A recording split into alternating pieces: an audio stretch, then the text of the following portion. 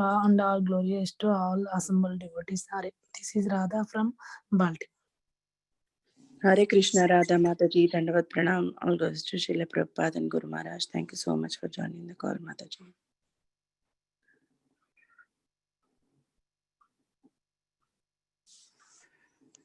Hare Krishna, Lavanya Mataji, Dandavat Pranam, Shri Prabhupada, Jai Guru Maharaj.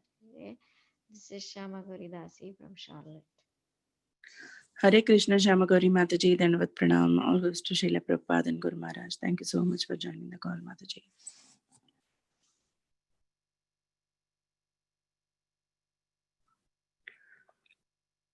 Anyone else would like to introduce?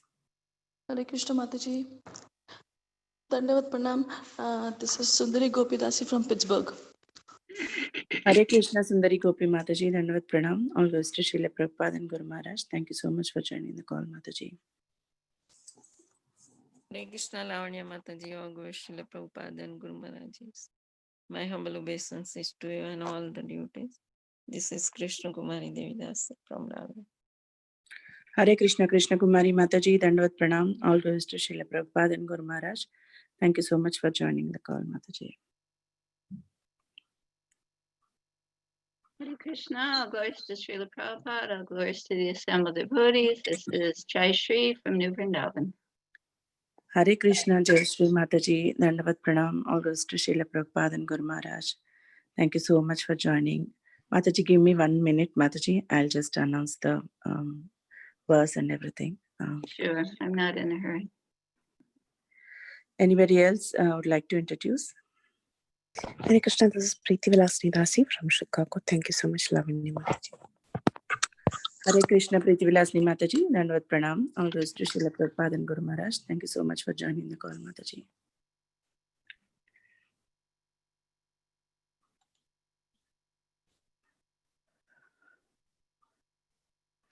Okay. Welcome to Bhakti Sangha Chapa conference call. Today we are very fortunate to have Her Grace Jayasri Mataji on the call to enlighten us on Srimad Bhagavatam, verse 4.26.16. Her Grace Jayasri Mataji is a disciple of His Divine Grace, A.C. Bhaktivedanta Swami Srila Prabhupada, and we are very fortunate to have Mataji on our call. Hare Krishna Mataji, Dandavat Pranam, all goes to Srila Prabhupada and Guru Maharaj. Thank you so much for joining this morning and giving your association and time to all of us. You can please take over the call, Mataji. Hare Krishna. Okay, thank you very, very much for inviting me. We had a mix-up yesterday. Apparently my day was Saturday, but there was a miscommunication and I was on my way to the doctor with a fasting blood, so I could not do it yesterday. So here I am. Sorry. Okay, so, and I'm sure Shama Gauri will do my Sanskrit.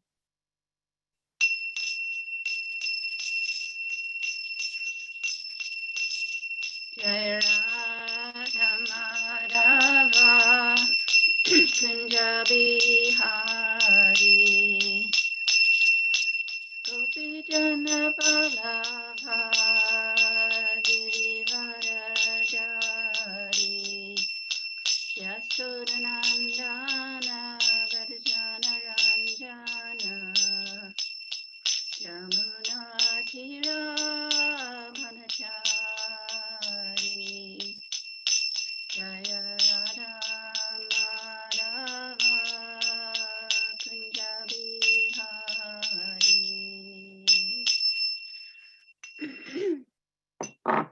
Nama Om Vishnu Padaya Krishna Pristaya Bhutale Shri Mati Bhakti Garanta Swamini. Namaste Saraswati Devi Gauravani Pacharine Nivari. Om Agana Tamrandasya Gananjana Salakaya Chaksu Nilitam Yena Tasmai Sri Gurave Sri Chaitanya Manu Bhistyam Stapitam Yena Bhutale Sayam Rupam Kadam Gadati Swakadam Vandeham Sri Guru Sri Jita Padakamalam Sri Guru Vaishnava Sri Rupam Sagratam Tam Sahagana Raghunatam Tam Sajivam Sadaitam Savadutam Vrijana Saitam Sri Krishna Chaitanya Deva Sri Radha Krishna Padam Sahagana Lalita Sri Vishaka Vitam Saja. Hey Krishna Karuna Sindhi Nabandhu Jagat Pate Gopis Gopika Kanta Radhakanta Namaste. Tapta Kanchana Gaurangi Shri Radhe Vrindavani Shri Vishabhanu Sudha Devi Pranamami Hari Priye Vanchkalpa Trivashta Kripa Sindhube Vajapatitanam Pavanebhyo Vaishnavebhyo Namo Namaha. Jai, all glories to Sri Guru and Sri Gauranga. So we are reading from Srimad Bhagavatam, Canto 4, Chapter 26. That is text number 16. So Shamagori, do you want to do the Sanskrit so it's nicely done, please? Yes, Mataji, I'm ready. Thank you. क्व वर्तते सा ललना मज्जन्तं व्यसनार्णवे या मामुद्धरते पूपयन्ति पदे पदे. Thank you. All right, so the translation. Kindly let me know the whereabouts of that beautiful woman who always saves me when I am drowning in the ocean of danger. By giving me good intelligence at every step, she always saves me. Purport by Srila Prabhupada. There is no difference between a good wife and good intelligence. One who possesses good intelligence can deliberate properly and save himself from many dangerous conditions. In material existence, there is danger at every step. In the Srimad Bhagavatam 10:14-58, it is said, Padam Padam Yad Vipadam Natis. This material world is not actually a place of residence for an intelligent person or a devotee, because here there is danger at every step.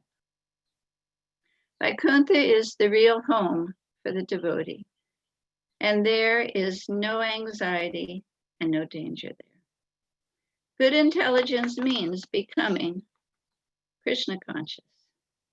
In the Chaitanya Charitamrita, it is said, Krishna ye bhaja se bada chatura.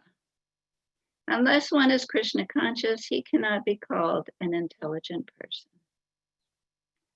Herein we see that King Puranjana was searching after his good wife, who always helped him out in the dangerous situations that always occur in material existence. As already explained, a good wife is Dharma Patni. That is, a woman accepted in marriage by ritualistic ceremony is called Dharma Patni, which signifies that she is accepted in terms of religious principles. Children born in Dharma Patni or a woman married according to religious principles inherit the property of the father. But children born of a woman who is not properly married do not inherit the father's property. The word Dharma Patni also referred to a chaste wife. A chaste wife is one who never had any connection with men before her marriage. Once a woman is given the freedom to mingle with all kinds of men in her youth, it is very difficult for her to keep chaste. She generally cannot remain chaste. When butter is brought into the proximity of fire, it melts. The woman is like fire and the man is like butter. But if one gets a chaste wife, accepted through a religious marriage ritual, she can be a great help when one is threatened by the many dangerous situations of life. Actually, such a wife can become the source of all good intelligence. With such a good wife, the family's engagement in the devotional service of the Lord actually makes a home a grihastha ashram, or a household dedicated to spiritual cultivation. Jnanatimrandasya Gananjana Salakaya Chaksurmilitam Yena Tasmai Sri Gurave Namaha. We are unfortunately born into the darkness of ignorance, and our kind spiritual masters are opening our eyes with their torchlight of knowledge. So we offer our most humble and respectful obeisances to the lotus feet of such spiritual masters.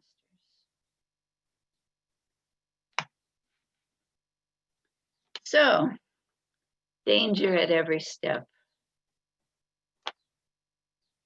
This is truly the situation of the material world.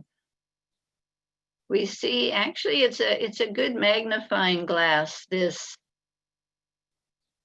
COVID-19 that we are put under right now. Krishna's mercy, actually.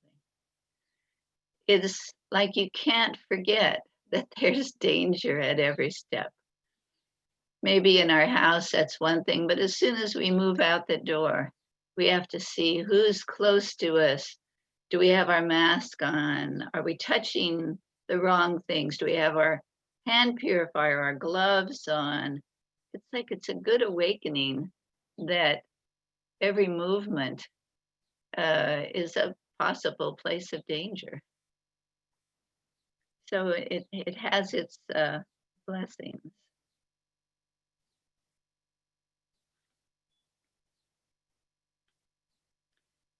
It's like the living entity can never really be at home in the material world. We try and build a house and make a family, but we're uncomfortably situated. We can never really be peaceful. Our mind is always wondering what is going to befall us next. Is one of our family members going to get sick? Are we going to get sick? We see Bhaktacharya Maharaj and all prayers in that direction just struck down with this COVID. And other devotees have also already passed away because of it. But if it's not that, it's something else. We worry about our family members, our children. We worry about our finances. It's just not our home. We're just never comfortable here. It's Marchaloka. We know that death is coming. What is it? Yudhisthira, the greatest thing, the greatest knowledge, the most amazing thing is that we see death around us all the time, whether it's a bug or an animal, or if we have to turn on the computer and see all the people that have died for so many various reasons. It's just there. But we're always thinking, well, it's not going to really happen to me. You know, maybe somewhere else, some other time. You know, it's just so much in the back of our mind, which is good. But Prabhupada said the intelligent person keeps that always in the forefront, knowing that today could be his last day or his last moment. It's just an unfortunate reality of this place, this Marchaloka, this place we are not happy.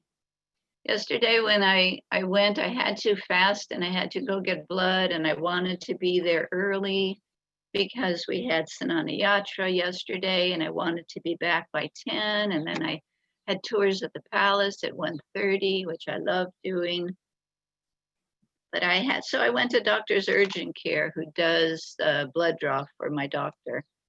And all these people were inside. It was a very small waiting room with, of course, a TV there, which I'm not very fond of. So I told them I would be outside. So I went outside, and there was trees and a stream. And so I was just chanting my japa outside. And then she called me on the phone and said, okay, you need to come in. So I went in, and she said, please don't go outside until they call you, just stay inside. So against my desire, I was there And on the TV, they were watching some kind of murder drama. What is it? CSI, or I don't know what they are exactly, where somebody gets killed, the guy falls off the roof, his head splats on the ground, and trying to figure out what's going on. And I'm trying desperately not to listen. Definitely didn't want to watch it. And so I picked up a magazine and I was looking at some recipes, but I could hear, because it was so loud, all this. They were talking about the ghost from the building that pushes people off, and this whole intrigue with all this music. And I was thinking, this is such a fearful situation. I mean, life already is fearful. But to expose oneself for whatever it is, an hour, to one fearful drama, death, intrigue after another, with this music that just makes your hair stand on end. I was thinking, I felt so sorry for these people, because I know that this is a source of entertainment. And we can see the level of consciousness of people now. It's such a low level of consciousness. I mean, you can tell by the leaders they're choosing. It's just such a sad time. We have such an opportunity to help change the world one person at a time, or one group at a time. I thought if these people were listening to a lecture, the whole atmosphere in that room would have been peaceful. And I just couldn't wait for the nurse to call me back so I could get away from it. Right now, I guess because of my age and whatever temperamental situations I have, a little high blood pressure, this, that, I'm very sensitive. So this kind of stuff is almost intolerable. Hearing this kind of drama and danger and fear. And so I was happy to be called into the other room. And I was even more happy when I was finished there. I went, well, I get to go back to New Vrindavan, and they're going to have Sanana Yatra. And it's such a relief to be in the association of the devotees and to go into the temple, or just to chant, just to bring Krishna into the purview of our life and of our heart. It's such a relief from this material stress. So what are people doing? They're taking shelter in intoxication. They have to have some means to ward off this what is it? Victimization. They're victimized by the media, victimized with the sound vibrations. It's very difficult. So much distress, so much, what is the problem? That's depression. How can one not be depressed after having to sit and listen to that? And yet they're turning to that for entertainment. It's just, it's a very difficult time. And people become victimized and become hopeless. So we do have an alternative for them, and they desperately need it. I remember when I was in Florida, I usually go to Florida for the winter because my old body does not take the freezing cold of New Vrindavan anymore. So I was at a thrift store, and there were these two ladies. They were having a conversation, and they were talking about some movies that they had watched. And one was like, I don't know, the horror kind of movies. And the one said, yeah, boy, after watching, and these were older women. They were like in their 50s or 60s. After watching that movie 20 years ago, I cannot take a shower in my house without my husband being there. And the other one said, yeah, I know what you mean. I watched whatever, and I can't be alone in my house. And these were movies that they had watched 20 years ago. And I thought, my God, why are you watching them? Because they're victimized. This is what they're given. This is what they have. So we have a solution. We can help them. And once they get some contact with Krishna consciousness, it really makes a difference. I took these girls on a tour yesterday at the palace. And I speak a lot of philosophy. I don't just talk about the walls and the gold leaf, and because I know people need it. And it was just a group of two, and so I could tell how deeply they were listening to what I said. And I could see that one of them was really into it. So I just kept going deeper and deeper and deeper, the philosophy. And she was, yes, what you're saying is right. Yes, I think the same way. Yeah. So to know that there's a group of people with a philosophy, with books, with festivals, with fun things to do, with kirtan, just online, and so many temples all over the world, and projects and food distribution. And I mean, we have it all. We've grown from a small group of poor bohemian people to a great worldwide movement with so much opportunity to engage people. We're just living the life. We are so fortunate. So also in this verse, I wanted to touch on, Prabhupada said, good intelligence means becoming Krishna conscious. So in one of the letters that Prabhupada wrote to me, which I have, which I was going to pull out, but I didn't because I was so busy yesterday, that he said that I was very intelligent. He said, you are very intelligent. And, when you're around a lot of different people with a lot of great intelligence, you realize that you're really not very intelligent. I'm not a scholar. I'm not one of great intelligence. I wouldn't have been a neurosurgeon, or it's just not my thing. But the intelligence Prabhupada was talking about is what he was talking about in the books. He was talking about this verse in the purport, he was talking about what intelligence actually is. That intelligence actually means becoming Krishna conscious. So different kinds of intelligence are there. That's one thing I have to say. Srila Prabhupada was not a shallow person. He was not someone, guru means heavy. Srila Prabhupada was extremely deep. We are much more shallow. When Prabhupada said something, it wasn't like a surface statement. There were layers and layers and layers of history and knowledge and realization. It's like in some places, Prabhupada talks about women being less intelligent.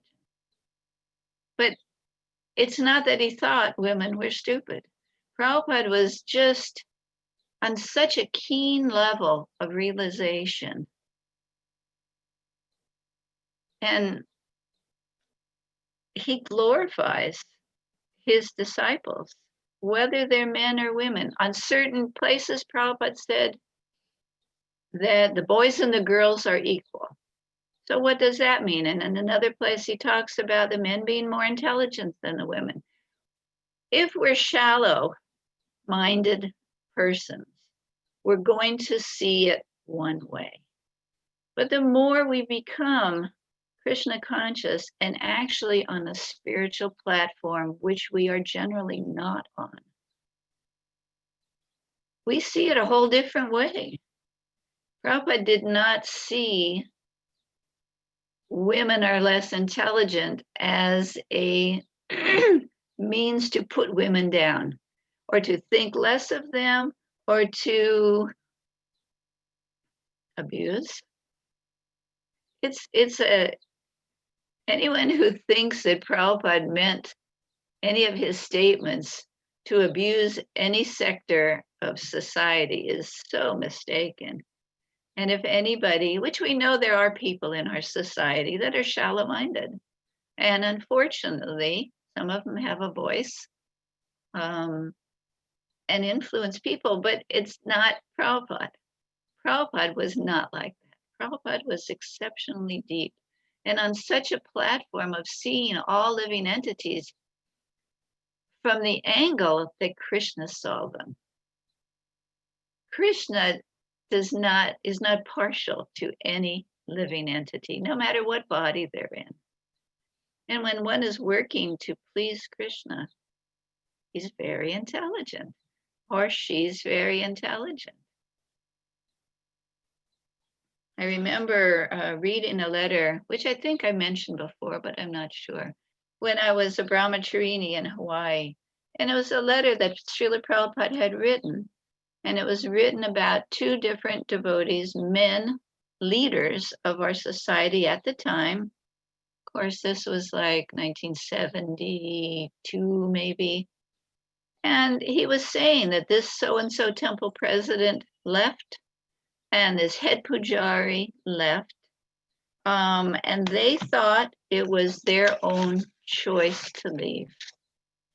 And he said, but actually, due to their offenses, and one was to children, and one was to women, he said Krishna took away their taste, and they were forced to leave. They thought by their choice, but actually Krishna had pulled the plug on their devotional progress. So here we see in Prabhupada's purport, he's talking about not, he doesn't even always say just devotee woman, a chaste woman. He's talking about how great to have a chaste wife. I mean, that seems like a simple statement, but at the same time, we see the world around us. There is so much lack of intelligence in that area, you know, to the point where in certain countries, female children are not always accepted. As a matter of fact, sometimes they are forced to leave their bodies because of female bodies. So these are people with less intelligence. They may take a part of the scripture or a part of a vision, and then they shoot themselves in the foot by thinking that because someone's in a woman's body that they are less. This is a very dangerous and very low materialistic mentality, because women are so important in the society. Prabhupada says, I believe in the verse before, that behind every great man is a great woman. I mean, that means women are very important. Women are a very strong base of society. And in many ways, they are more intelligent than the male counterpart. And that's right here in Prabhupada's purport. He talks about that. What a great benediction to have a chaste wife, especially who's a devotee. They can change the face of the world by their association and their steadfastness and their devotion and their qualities and their ability to raise children in a spiritual atmosphere and give a spiritual atmosphere to the home. Most people are going to be grihastas. It's just the fact. So if the women in the society, when they're brought into the world, are not honored, protected, respected, educated in the right direction, and protected, their chastity protected, then what happens to the society? Like here, Prabhupada says that for once a woman is given the freedom to mingle with all kinds of men in her youth, it is very difficult for her to keep chaste. So what is our society around us on every level? What do we see? Do we see that chastity is being promoted? Absolutely not. Absolutely not. The most lewd clothes, direction are given to the youth, even in the so-called children's movies and entertainment. Children really need to be educated on a spiritual platform so that they can not be victimized by this society. It's a difficult position, and that's why Prabhupada wanted the Gurukulas. The Gurukulas were meant to give an overall lifestyle to the children, to protect them from the outside society. Because as soon as one mingles with the outside society in the schools, there's a greater chance of being victimized by the habits of the lower intelligence of people.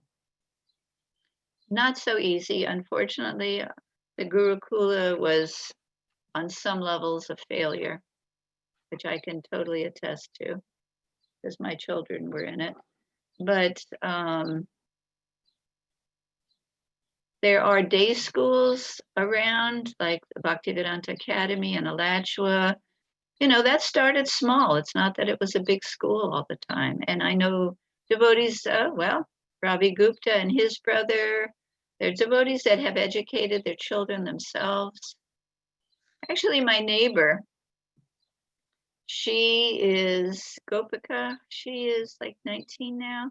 She just started college last year. And because of the COVID, she's home. And she said, yes, Mataji, you know, I don't really understand. I mean, she's beautiful too. She said, yes, my friends always tell me, why don't you have a boyfriend? Why don't you? She said, I have no desire to. You know, she's very protected and educated, but she's out in the school system. But because she's been educated and kept in pure association and of course lives at the temple, which is helpful, her strength and her intelligence is enough to keep her out of harm's way. Anyway, we have such a great gift. All right, let's see.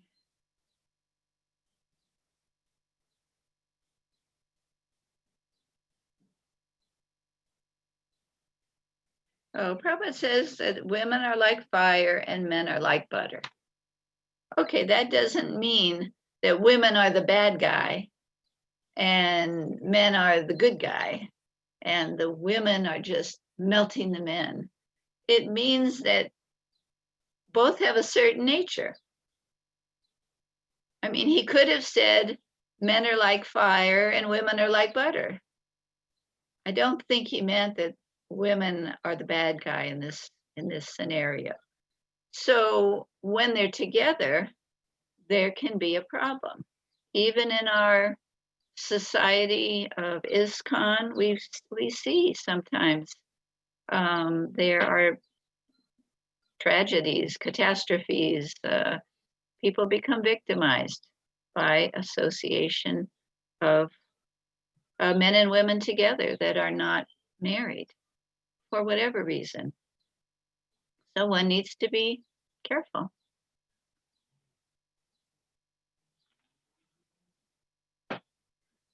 If we mix, I mean, at my age, I'm not really worried. When I was young, that was one thing. When I first went to the LA temple, I was in Hawaii where I met Srila Prabhupada, and I was there for some time. And then I was sent to LA. And the first day, there were 9 men that went to the temple president to marry me. I mean, they didn't really know me, but you know, I guess they were all looking for a wife, and there I was, new, young. Of course, I didn't get married at that point. I was more interested in deity worship, but So if we can build a society of qualified women, chaste women, then the men will have an opportunity to find a suitable partner in life. So ISKCON, of course, is growing. There's so many young people. And we see that the unfortunate condition of so many nations, like America, there's so much lacking. And Prabhupada himself, when he came, who was he dealing with? He was dealing with these young hippie people, and they were definitely not from a chaste background.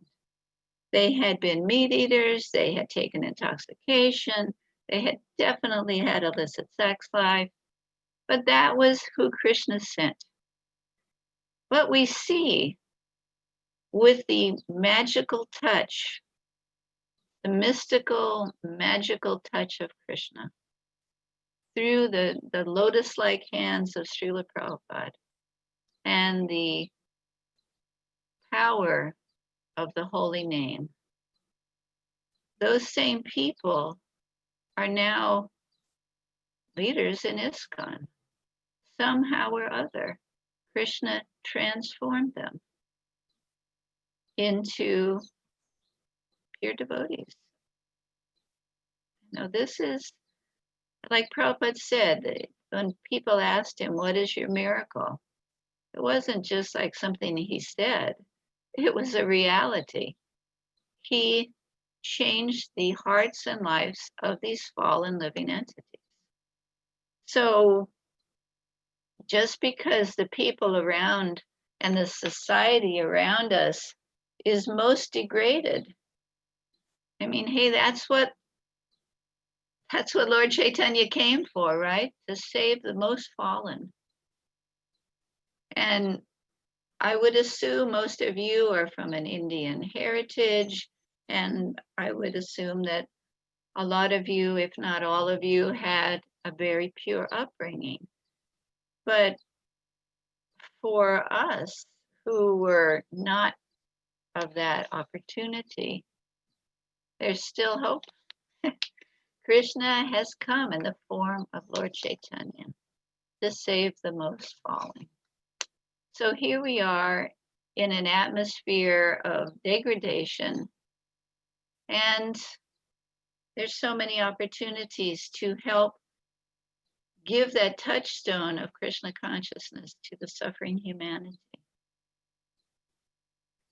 We just have to use our intelligence, our spiritual intelligence, our material intelligence, and we can help transform the world, which ISKCON is definitely having a great impact on the cultureless culture throughout the world.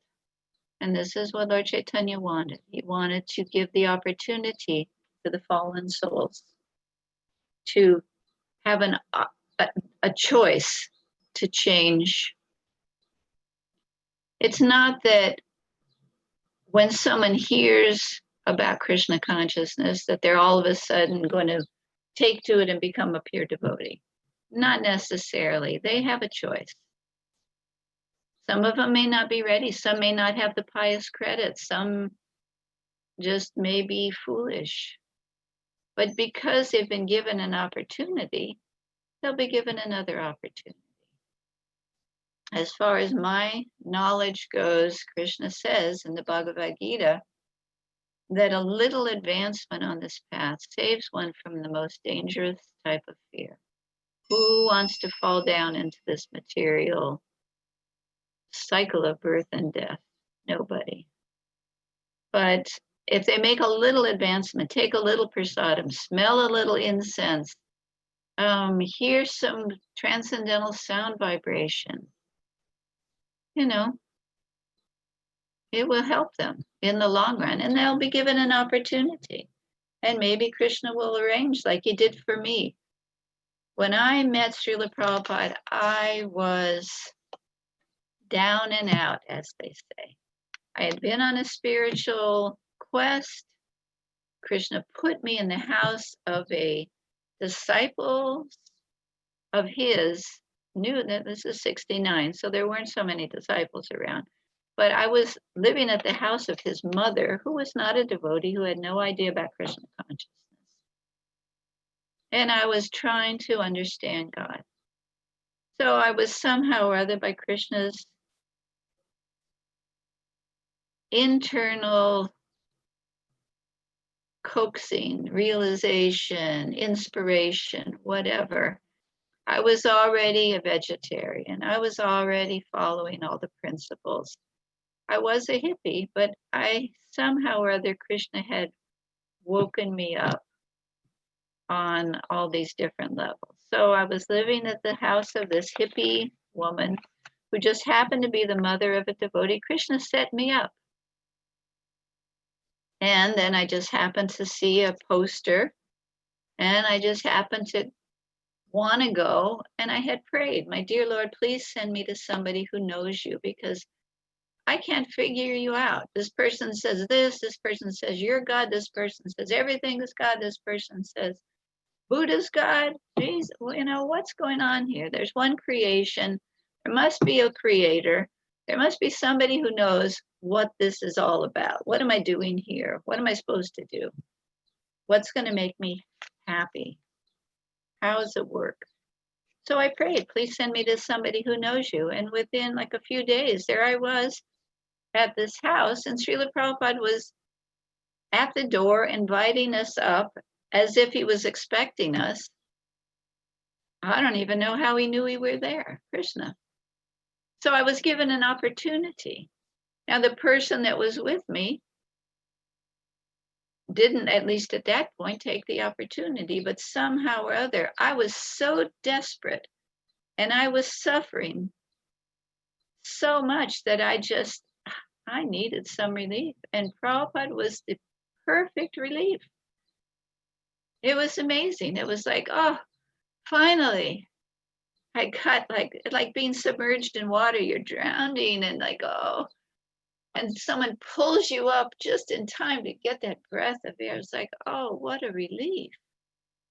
So sometimes our suffering is a great opportunity. Who knows why? We don't always know the details. But probably you're getting a mixture of karma and Krishna's mercy. So how we take that, that's up to us. We don't always snatch the opportunity that Krishna's given us. And I think I told you the story about the cookie with Srila Prabhupada. This winter I was in Hawaii. I was by the Vyasasana that I was at when Prabhupada was there years before.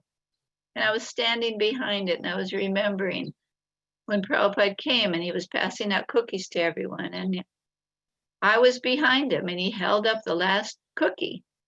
And I just didn't come forward and take it because I hadn't gotten a cookie yet.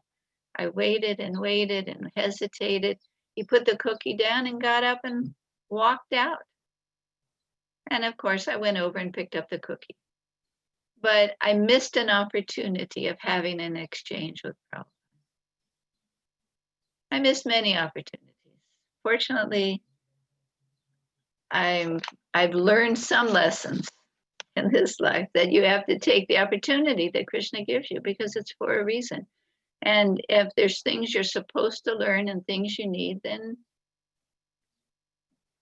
hopefully you get another opportunity for that same situation. And by the way, Krishna does give us another opportunity of taking birth again, which is not always a bad thing. If we haven't made it to the point where we're able to enter into the beautiful spiritual world, then like Bhaktivinoda Thakur prays, if I be born again, wherever that may be, please let me take birth in the home of your devotee. What an opportunity. Can you imagine taking birth in the home of somebody like, any of them. You know, any great souls that we have in our movement. Could you imagine taking birth in a place where you're surrounded by pure devotional service? From your birth, you're given an opportunity to worship Krishna and understand the pure philosophy of Krishna consciousness. Just such an opportunity. You know, instead of spending years and years and years in a materialistic society, materialistic consciousness. So Krishna's kind. Opportunities are definitely available for one who starts on this path. Krishna is anxious to help him progress to the purest stage of life. So, of course, I'm not sure about the time. Am I over time? What time do we have? Oh, it's only 8 o'clock. What time did we finish talking?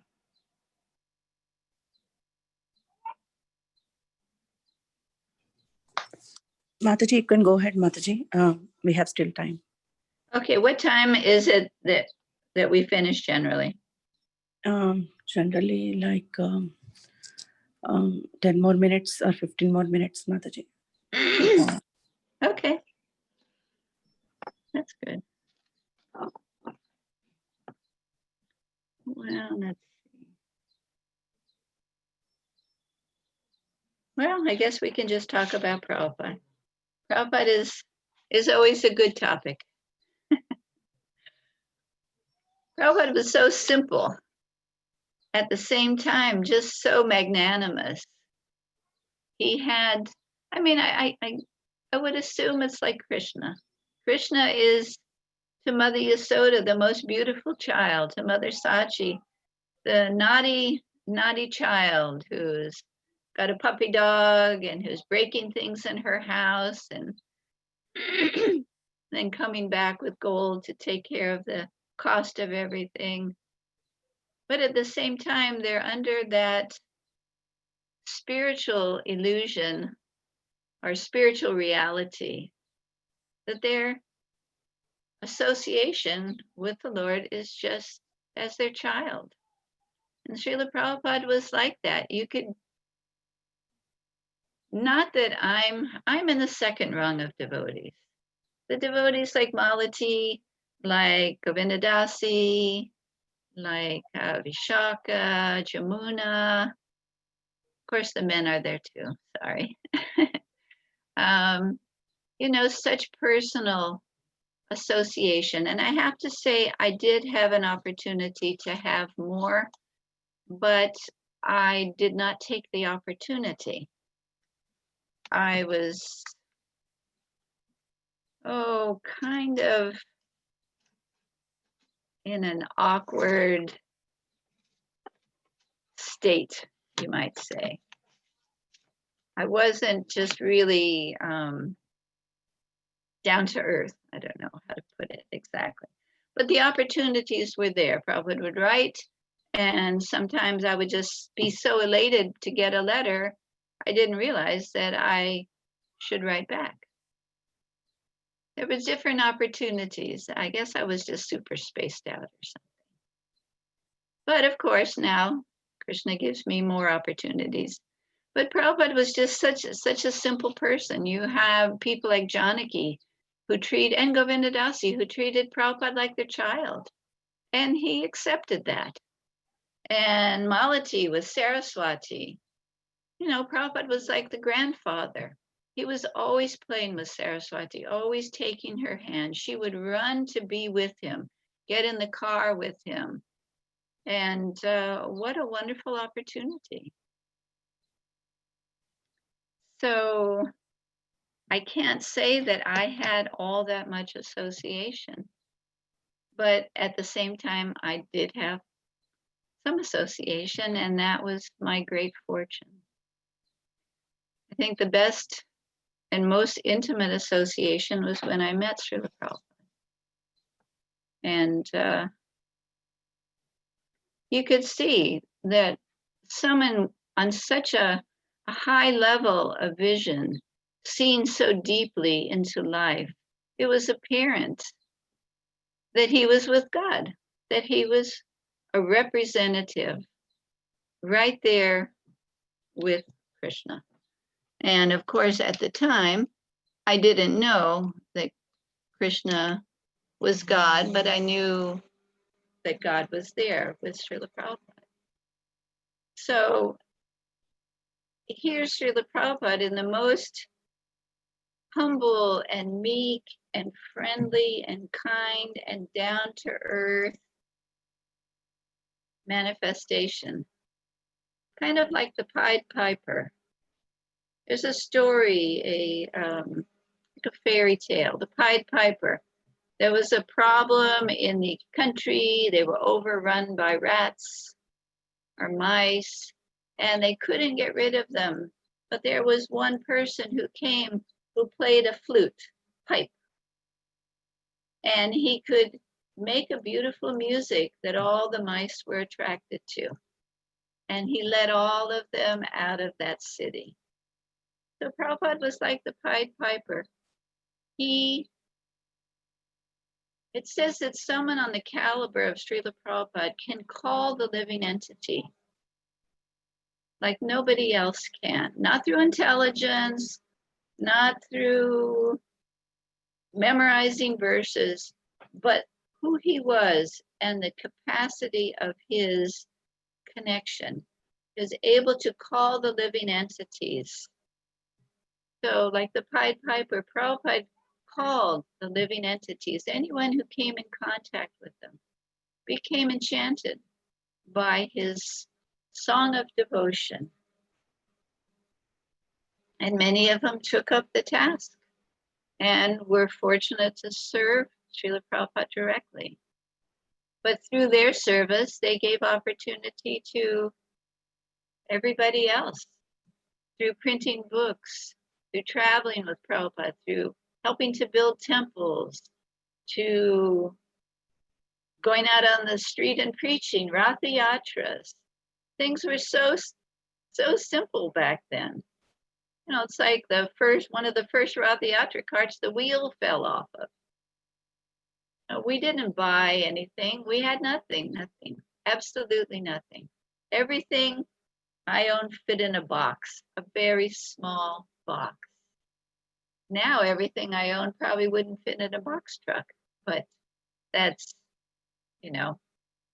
whatever. But being around Prabhupada, it was just so mesmerizing. You were on the mission that Prabhupada was on. So things got done. One of my godbrothers, Nischinta, he was saying, we were at a reunion in Hawaii, and he was saying, I remember in Chicago, it's being so cold out that your hands would freeze. But he said, I remember, I don't know what occasion it was, but washing pots outside just to, make them clean for the deities. He said, who would do that nowadays?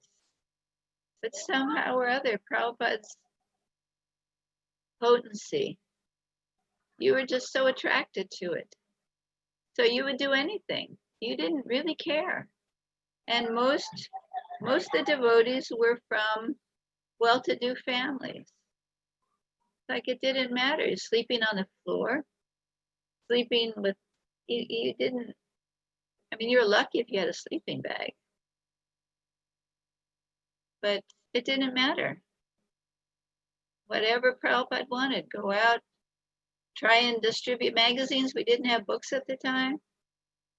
Go up to people you didn't even care. You were in a sari, you would tilak, and you just went out and started telling people, Krishna's personality of Godhead, chant Hare Krishna. There was just no second thought. You were out on the street. I remember being out on the street in LA we had one box of flip-flops that were all different colors. You just grabbed 2 shoes, whether they matched or not, and you went out. And you didn't even think about it. It was great fun. It was so much fun. It was so enlivening. And then you would get a letter from Srila Prabhupada, and everyone would sit and listen to it. And you would see what's going on in a different part of the world, where Prabhupada was going. Oh, Prabhupada's going to Russia. Wow. Oh, well, they didn't get much opportunity. They only met one person. Oh, too bad. Huh. What was it too bad? No, it was amazing. Prabhupada went to Russia. Shamasunder went on a walk and brought one boy back to Prabhupada. And that boy soaked in, he was just waiting for Krishna to come pick him up. He soaked in everything Prabhupada told him, and he went on to start this whole movement in Russia. And look at the result. Amazing. Amazing. So much going on all over the world and in Europe. There was no such thing like that before. You know, some devotees went to London. They were living out of cardboard boxes in a garage. Where is the glory there? But it was Prabhupada's desire. So they knew it was going to work. They knew something was going to come from it. When Krishna's on a mission, he has unique ways of doing it. We don't know. We don't know what little endeavor or great endeavor. And we shouldn't get discouraged either. You go on book distribution. I remember going to the airport in Hawaii and with books and going one person after another, hour after hour, and not one person would stop. I was so frustrated, and I was trying and trying and trying. And I thought, oh my God, what is going on? What is going on? Nobody will stop. And I kept going. And after like 2 hours, I said, I've had it. I'm sorry, Krishna. I've had it. I can't do it. And I sat down in the chair at the airport with all the travelers around me. And there was this young man sitting next to me, kind of a hippie young man. And I just thought, oh, I'm just going to talk to him. So I just started talking, and we talked and talked for like an hour or two.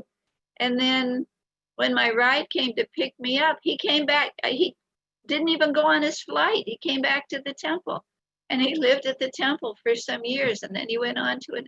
You know, it's like we really don't know who's who and how Krishna is working. One of the devotees that came here came because he was a not famous, but you know, a known welder of specific type of things. And he was washing his clothes in the laundromat, and he was going to eat a watermelon and it fell into the garbage. I guess it rolled or something. And he went into the garbage to get it out, and there was a book, a Prabhupada's book. And some time later, I don't know whether it was a year or 2 years, he came to New Vrindavan. And somehow or other, by Krishna's arrangement, met up with Radhanath Swami. And Radhanath was, I don't know if he was a Swami at the time, but he was going to preach to this young man who had come. And when he started preaching, the young man said, yes, I know. You chant Hare Krishna, Krishna, Krishna, Hare, Hare Ram, Ram, Ram, Hare. And Maharaj said, what? Where did you hear that? And the fellow said, yeah, and you offer your food to Krishna and it becomes prasad. Now, he said, it also says in the book that you come and surrender everything. So he had some money at the time because he had been a very professional welder and he had equipment. He said, so I'm here to surrender everything. You know, it's like, who would have thought? Picking a book up out of a garbage can when you're going after your watermelon, you know? Krishna's fun. Krishna consciousness is fun. There's so many amazing things, you know. Prabhupada performed miracles. The devotees that are connected with the service of these great Vaishnavas are performing miracles. There may be disagreements. They may see things from a different angle. Someone may say, yes, you can distribute prasadam to everybody. Someone else may say, no, I read you're not supposed to do it that way because of this or that. But these are details, and everyone's not going to agree. I mean, if you see a cow that's black and white, someone's going to say, I saw a white cow with black spots. And the other person goes, no, that was a black cow with white spots. It's like, okay, who's right? Even amongst the great Vaishnavas, they have different angles of vision of the same pastimes of Krishna and of Lord Chaitanya. But does that mean one is right and one is wrong? Or are they just different angles? You get into talks with the Christian people sometimes, and some of them say, Jesus is the only way. He said, no one comes to the Father except through me. Okay, well, that's fine. So go ahead and follow that. That's your instruction, and that's wonderful. All respects. And Jesus is a pure devotee. But yesterday, I took the opportunity to tell this woman who I knew was a Christian. I didn't let her come to that point. I said to her, so there's so many different religions seeing God from a different angle, but who's right? I said, well, if they're bona fide, they're all right. I said, if you got people that were with Moses and people that were with Jesus together, who would they have an argument? Because the people that were with Moses said, well, God is a burning bush, and he talked to Moses. And Jesus, people might say, well, no, Jesus said he's the only way. So who was right? I said, they're both right. God appeared as a burning bush and spoke to Moses. That's God's choice. I said, and Jesus had his mission, and that was perfect. So there's really no argument here. So that kind of diffused if she might have said, well, Jesus said he's the only way. So that made it easy for me and for her to understand what I was saying, that the Lord sends different representatives at different times for different groups because of where they're at. And that was actually one of my realizations when I first met Prabhupada, because I had been raised a Catholic and I totally had faith in Jesus. But it was funny because when I was sitting with Srila Prabhupada, I could see Jesus next to Prabhupada. Don't ask me how. And I could see that they had the same kind of love for me, that it was not on the material level. See, when you're traveling around in this world, you meet so many people, and some profess to have love for you. Now, what kind of love is that? Someone is loving you for this or for that reason, or because you do this for them, or because you have money, or because you're whatever, their teacher, whatever. But Prabhupada and people like Jesus, they have love for you because they have love for Krishna. And it's a whole different level of love. And it was obvious upon meeting Srila Prabhupada that he had a love for me that was on a different level. He didn't want anything from me. He didn't need anything from me. He was there to give me. Like he said, I haven't come to the West to take. He came to give a message and a contact with the personality of Godhead, and it was obvious. And that's why he was able to attract so many souls. And that's why ISKCON and devotees are still able to attract so many souls. People are suffering without Krishna consciousness. Even if it just fixes them up on a path of their own religion. Like I was possibly going to become a nun when I met Srila Prabhupada. But I wanted the person who could connect me. And Prabhupada was that person. And it didn't matter that he was from a whole other tradition, a whole other culture, the books, the names, I had no idea what they were. But Prabhupada himself was on a mission of serving God. And that's what I was. And he put everything into perspective.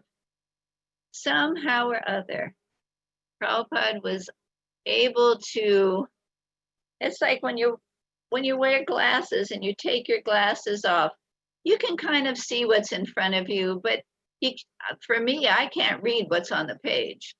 So that's how I was. I was seeing that there was God, but I couldn't really get it. All the details of even the Christian scripture, what Jesus was saying, how did it fit into my life? And Prabhupada was like the person that came along and just put my glasses on and made everything clear. Oh, that's what Jesus said. That's what he meant. That's what this verse means in the Bible. So for me, I wanted to follow Prabhupada. It didn't matter that I didn't understand all these details. He did, and that's what I wanted to be around. So that was my choice. I mean, I know people that have their former religion and follow it, but still chant Hare Krishna and associate with devotees and appreciate, it's helped them. It's solidified their own faith. Faith is a very, very base of our religions. Our faith in God, our faith in the direction, our faith in the teachers. Just because we're conditioned souls means we have doubts because we're not perfectly situated. We're not clear. We don't have, at least I don't have, perfect faith, infallible faith. That is such a gift. And a pure devotee, he's got more than faith. He's got total conviction. He's somebody like the different degrees of devotees, the Kanista Adhikari, the Madhyama Adhikari. There are different levels of faith and realization. So just because we're on the lower level doesn't mean we can't rise to the higher level. But it takes time, it takes patience, it takes association, it takes endeavor, it takes the mercy of Krishna. But we're on the path. So, as they say, we're on the boat. So the intelligent person just doesn't get off the boat. Even if we have faults, even if we do things wrong, if one commits the most abominable act, if he continues with his devotional service, Krishna sees him as saintly. Now, that may not mean that he fits within the society of devotees in the same way, but he's still to be respected, even though his sinful and abominable activity is not. Karma will come and Krishna will correct. It's a win-win situation. Krishna's given us a win-win situation. How kind. What father or master is so kind? Like, even when his servant falls, he picks him up by his hair and drags him. We have mercy. Birth after birth, so what? What difference does it make? Whatever we get, we deserve. We've made choices that, Krishna may have given us opportunities or instructions or whatever that we haven't followed. And when somebody falls down or makes a mistake unintentionally, that's one thing. When someone intentionally makes that mistake, knowing better, that's something else. So, we do our best. We appreciate the association of the other devotees and totally respect that they're endeavoring in devotional service. I just gave a class to the Russian devotees, and It was called the servant of the servant. And that's who we are. When the soul realizes that his whole existence is that of a servant, we're always in that position anyway. And the materialistic person wants to see himself as master, but actually, he's always the servant. He's always the servant of everybody, but his attitude may be that he's the master.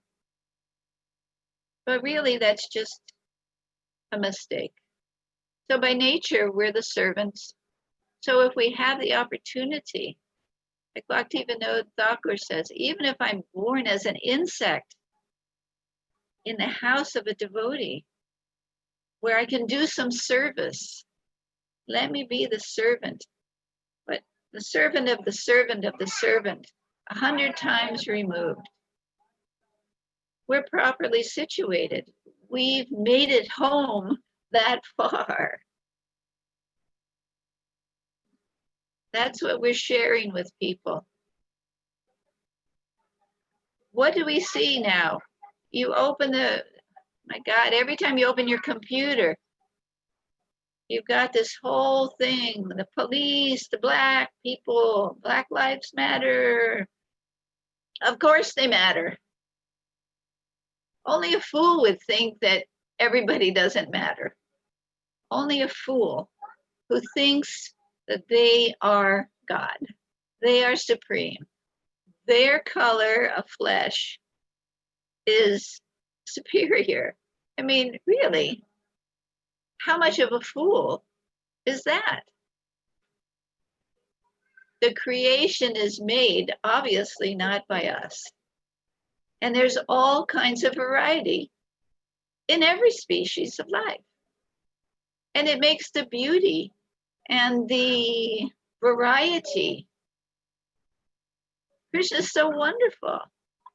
What if there was one flower, one pink flower, and one human being that was red? Okay, that's okay. But look at what we've got. We've got a variety of colors of people and races of people and cultures of people. It's so beautiful. And there's the demoniac and the divine and demoniac nature amongst all living human beings. So because someone has a certain color of body, that's actually one of the things I do on the tour. I love doing tours at the palace. If you haven't been to the palace, when you make it halfway around, there is the great big picture of changing bodies. As the living and eternal soul passes in this body from birth to youth to old age, the soul leaves the body at the time of death. So we get to that picture. And I just tell people, you're not that body. You're the soul. The body is your vehicle. And so what difference does it make what color someone's body is? It's their vehicle. Does it make the soul inside any better or any? I said, that's where most of the problem in the society, because people are in so much ignorance. They're so covered by ignorance. Their media is so covered by ignorance. I made the mistake of going through, Netflix, and looking for a cooking show. I like to watch some of the cooking shows. I want to make deity offerings, cakes and cookies and pies, which I love to make. I want really nice things. I don't want just the standard, just throw some together and make the same cookie every day. I want new things. I want beautiful things. So I watched some cooking shows. But I went through and it almost made me sick. The choice of movies is horrendous. Sorry. I mean, maybe for somebody else it's wonderful. But I just think it's so unfortunate. So the people are exposed to so many things, and they have no idea that someone with a higher intelligence and a higher consciousness sees that there's a soul inhabiting a different color of body.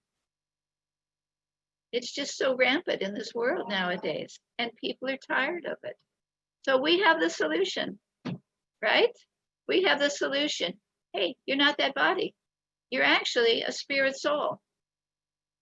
That cow is not that body, also a spirit soul. But that's a whole other realm, that animal killing. But, you know, if people just read a little bit of Prabhupada's books, they would benefit so much. Maybe not immediately things would change on that level, but certainly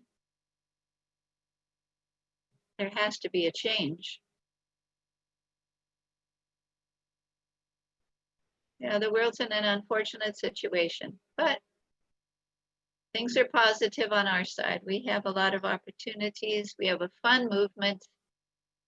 I think we have a lot of fun, actually.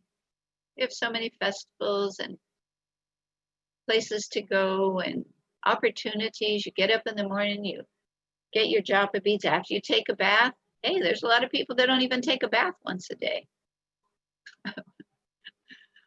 Prabhupada gave us cleanliness, austerity, charity, mercy, regulated principles to follow, devotional activities. ISKCON is just like the best thing that's happened to the world. And it's growing. We have to not make the mistake of, like Prabhupada said, things will progress as long as you cooperate with each other in love and trust. And I've seen different groups where that love and trust isn't there. And that makes a conflict. And it makes the devotees not trust the other group. And sometimes the other group is in management and they're having to make very heavy decisions. But then you've got another group that's questioning every single thing they do. It's like, wait a minute, who are you? Why do you think you've got a better solution? These people, Krishna's given them the opportunity. It's their turn to manage, so let them manage. They're responsible, not you. And let them do the best they can. Sure, you're not going to agree, and sure, you may think. Sorry, I've been a manager here in New Vrindavan for years. Temple president, vice president, I'm corporate officer. Now I'm the treasurer and corporate secretary. And, you know, I've been in management here for years. Everyone's got a different take on every situation, but it's not everyone's responsibility. And when it is your turn to be in that position, you do the best you can. And you're not always going to make the right decision, but nobody else is sitting in the seat. And they don't know all the things that have led up to that decision. And that neither do you have time to tell every single person every detail. So you just have to trust that that person is doing the best they can. And if there is a fallout from their decision, then everyone chip in and try and make things work. Not that you condemn that person because, oh, they made the wrong decision. They should have done it this way. Oh, it should have been done that way. And people are like that even with the GBC. Oh, those guys, they should have done it like this. But hey, you don't know what they're going through and all the trials and tribulations and deals of what they're dealing with. You have no idea. So better you just stick to being in a position of love and trust and respect that they are doing the best. And they are the ones in that position.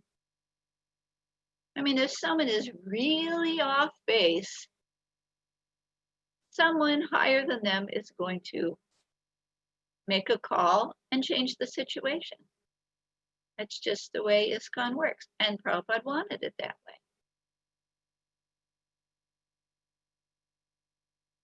All glories to Srila Prabhupada, who also did his best to deal with a bunch of rogues and thieves and low-class materialistic people. Prabhupada can't be blamed for any of the problems in ISKCON. It's the fallen conditioned souls that have tried to do their best to serve and follow in his footsteps that have made the mistakes. So we're a work in progress, individually and collectively. But it's wonderful, and it's a perfect movement. ISKCON is perfect. It's set up by a perfect person. And it works. All right, is that good? Enough of my rambling? Uh-oh, overtime. Sorry. No problem, Mataji. Hare Krishna, Mataji. Dandavat Pranam. All goes to Srila Prabhupada and Guru Maharaj. Mataji, very, very beautiful, Mataji. It's always very nice to hear about Srila Prabhupada from you. Thank you so much for sharing so many things and about ISKCON. Very nice, Mataji. Thank you so much. You're welcome. And I request all the devotees, if they have any comments or questions or realizations, they can go ahead and share. Thank you so much. Hare Krishna Mataji. Hello, Hare Krishna. Thank you so much, Mataji. This was really, honestly, a wonderful session. I'm so grateful. It was so deep. I'm so grateful to you to have your association. And thank you, Bhakti Sangha Group, for organizing it. So, Mataji, I have a doubt. So I'm in a condition, I'm just a child, and I'm in a condition where, my parents are not Krishna conscious. So I take some time out for them to spend time with them too. At the same time, I'm trying to practice Krishna consciousness. So the way my parents want me to spend quality time with them is by watching movies, serials, and doing useless materialistic things, Mataji. So, I know they love me a lot, but they don't understand me, and neither they do, they don't want to understand me, I feel like. So I don't want to watch movies and any of those materialist things, and but I have to do because they get disappointed otherwise. At times I've seen them. So Mataji, I sometimes make excuses, but sometimes I have to watch. So all those thoughts, of movies and all keep troubling me. Like while I'm chanting, those anarthas are, resurfacing. So Mataji, I'm quite weak. I feel like I can fall at any moment. So Mataji, please help me. What can I do in this situation? Hare Krishna, Mataji. Well, I think associating with family and friends, that especially family, it's important. And I have to say, when I go see my mom, I mean, she's 96, so she doesn't do a whole lot, although she does drive. And we go places that she wants to go. We go to the whatever. She lives in Las Vegas with my sister, not with her, but around her. So, whatever she wants to do, I do. She wants to watch a movie, I watch a movie with her. I mean, fortunately, it's not violent movies, but, but I cook prasadam, and we have my sister and her husband over, and, they know I'm a devotee. And I just offer the food, and I make a nice situation. And I've seen that it's made a difference in my family's life. My mom's not going to become a Hare Krishna devotee, and she's not going to stop watching. I mean, what can she do at her age? She reads and stuff, and she goes to her church some, but she's not like a super religious person.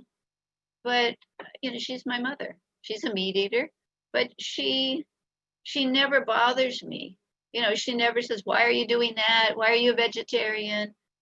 She eats what I make, and she always makes the comment, oh, I really don't eat very much. She knows it's wrong to eat meat. My sister became a vegetarian because of me, and it has an effect. And to keep, as far as I'm concerned, from what I've seen, unless people are averse, then it's probably better to avoid their association. But if they're not, then spending time with them, you can always have your beads there, I don't think it's like a crime or anything that's really bad. It's a waste of time, if anything. But in that situation, to help bond family, I do it that way. Now, maybe not everybody does, but that's how I do it with my family. And even old friends, I went when I was in Hawaii. I went to see one of my old friends. We were best friends when we were in high school. And she's not a devotee, but I was so happy just to spend time with her and just talk about what I'm doing. And, you know, I mean, it says that even if someone gives a favorable comment to a devotee that's doing devotional service, they make some benefit. So although I don't go out of my way to be in that situation, I'm certainly not going to stop visiting my mother or my sister. And my sons are devotees and they have devotional stuff around their house, but they're not simply sitting and chanting. They definitely have their share of movies happening. And I'll watch a movie with my granddaughter, you know, and then I'll go cook for everybody, and well, I'll go to the temple and go to the Rath Yatra, you know. Sure, it's a waste of time, but overall, in the overall picture, is it? What would be worse? Not going there, not exposing them to, not helping them in their Krishna consciousness because of the movie? I don't see it like that. But it's an individual choice and it depends on the situation. I mean, I don't think I'm going to fall down because I watched Pride and the Prejudice with my mother, you know. I don't think so. But that's just because I've been doing it for such a long time, and I hope I'm doing it right, you know, chanting on my rounds, going to the temple as much as possible. Of course, I live at the temple, basically. Reading as much as possible, listening to classes. You know, I do the best I can and pray to Krishna that he protects me. I hope that answered that. Yeah, thank you, Mataji. Wonderful explanation. Thank you, Mataji. Hare Krishna.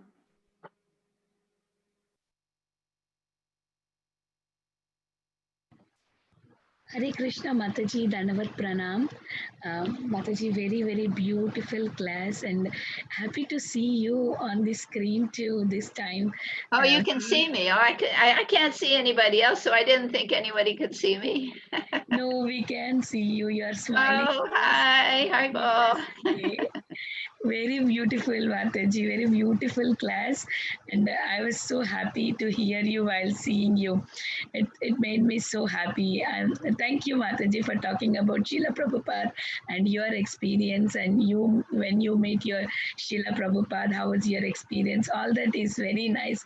It's very inspiring to me, Mataji. Thank you for your sweet association. Hare Krishna. Hare Krishna. Thank you.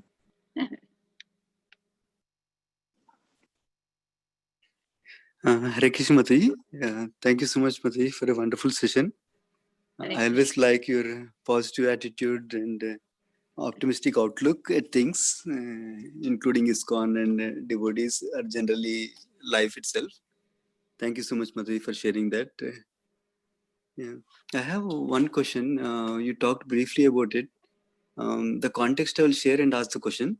The context is whenever any new devotees, especially ladies, who read Prabhupada books in a group discussion or something, then they come across these statements are like you've seen, women are less intelligent, like that it comes. It's not just Prabhupada mentioning it, but it's also in scriptures. So I don't know how to explain them properly. So I don't know if you want to share some things. Obviously, you shared in the class two things. For example, in this purport itself, Prabhupada says when somebody takes Krishna consciousness, they are intelligent. That is one thing. And then Prabhupada himself said that when somebody takes up Krishna consciousness, then is not in a bodily platform anymore. They're very intelligent like that. But what will help such a new devotee who's coming in, new aspiring devotee, to take it up in a proper light? When this is statement is not only one purport, but lots of purports like that, Mataji. Yeah, there's some statements that Prabhupada makes that are hard to explain, especially in this day and age with all the women's, you know, rights and, you know, it's unfortunate. I mean, personally, I haven't, knock on wood, I haven't experienced any discrimination in that area, you know, because I'm a woman, I can't do this or shouldn't do that, or fortunately, somehow or other, I haven't experienced that. But when you're in a society where women want to be equal with men, right? And a lot of it's because of the abuse of the men on the women. So to fight back or protect themselves, they want to be equal, right? That seems to be what's going on, or part of it. So, I mean, my father was a manager of Dun and Bradstreet in Hawaii. He was a captain in the Army on MacArthur's staff. He was an all-star football player. He's the manager of Dun and Bradstreet. He started the office in Hawaii. My father was an Italian man, and he was the man of the house.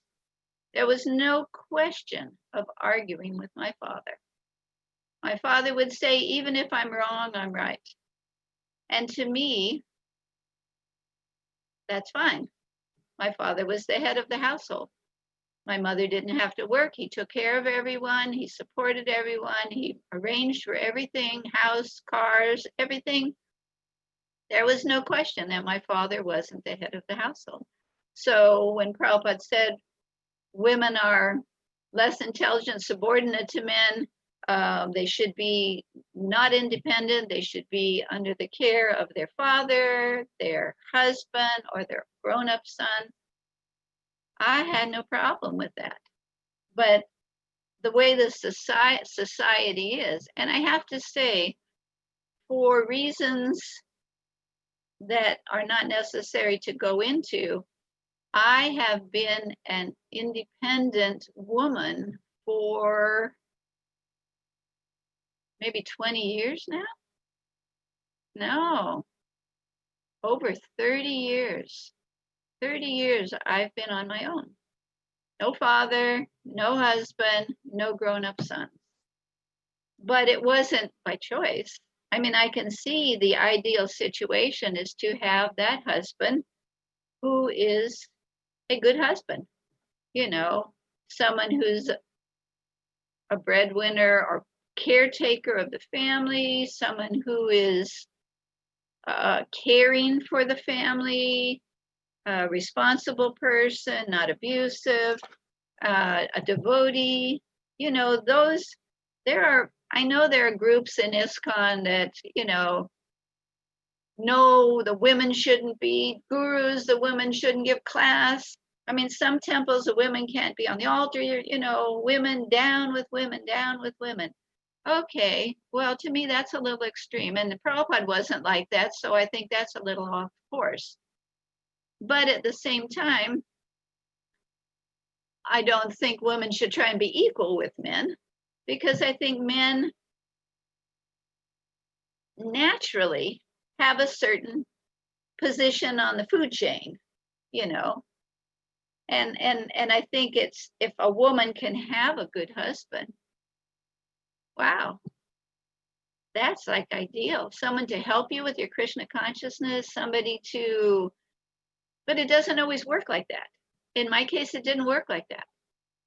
And I certainly, you know, I guess I could have remarried the ideal person, but, you know, maybe that opportunity didn't come along, or maybe because Prabhupada said a woman shouldn't, his words were, I shouldn't live like a prostitute and remarry.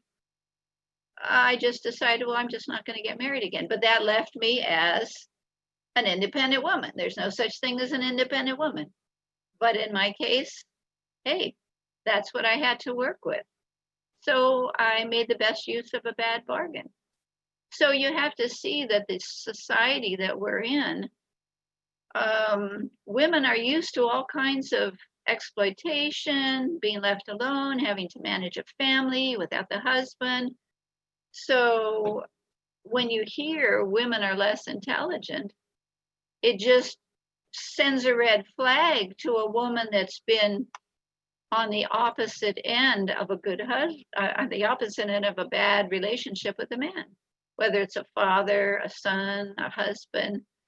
Hey, what do you mean I'm less intelligent? This guy was like that and he was like that. So you can take offense.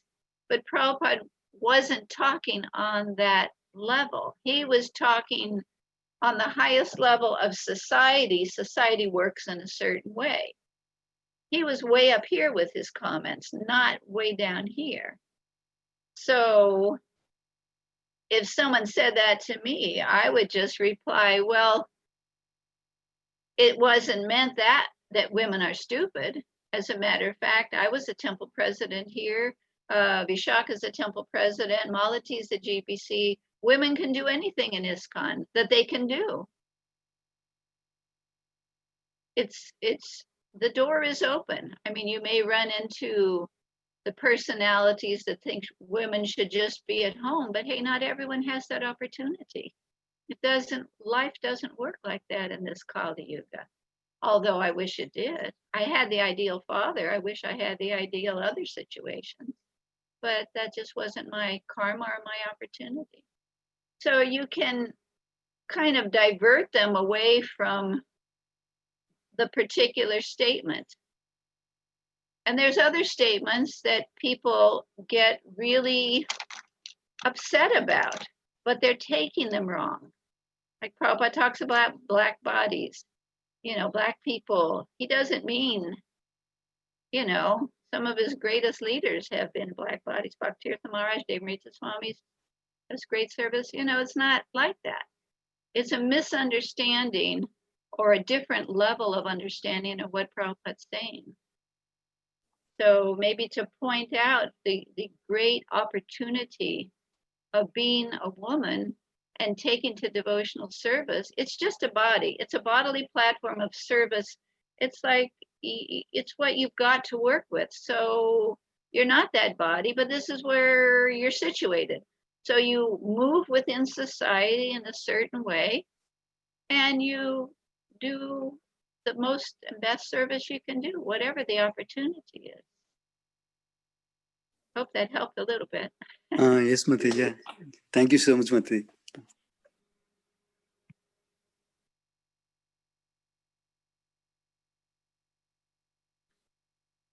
Okay, anything else?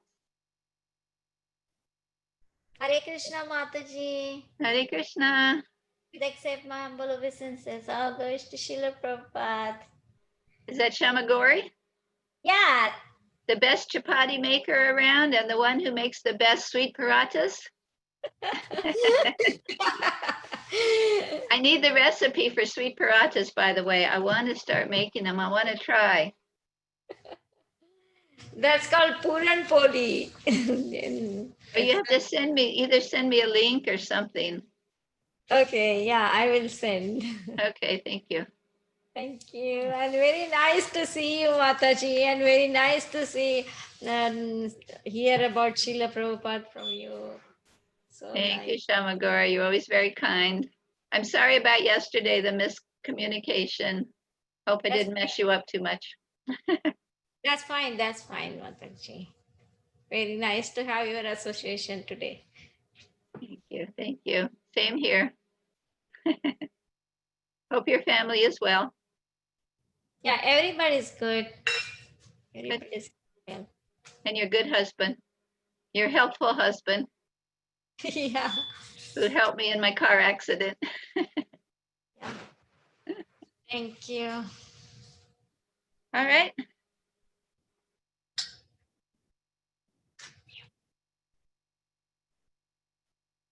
Hare Krishna. Anybody has any questions or comments for Mataji? Thank you so much, Mataji. Just wanted to thank you for such a wonderful session. Thank you. Thank you for tolerating me. It was a pleasure, Mataji. Thank you. Okay, I'll go to your service. I'll go to Srila Prabhupada. Hare Krishna. Yeah. Thank you so much, Mataji, for joining us and giving your association and time this morning. We are very grateful to you. Let's pay our obeisances to Mataji and all the Vaishnavas. Vancha kalpatarubhyascha kripa sindhubhyevacha patitanam pavanebhyo vaishnavebhyo namo namaha. Grandraj Srimad Bhagavatam ki jai, Srila Prabhupada ki jai, Our Grace Jayasri Mataji ki jai. Thank you so much, Mataji. Hare Krishna. Thank you, Thank you, Mataji. Mataji. All right, you're welcome. Thank you. Thank you, Until next Mataji. time. Dandavat pranam. Thank you, Hare Mataji. Krishna.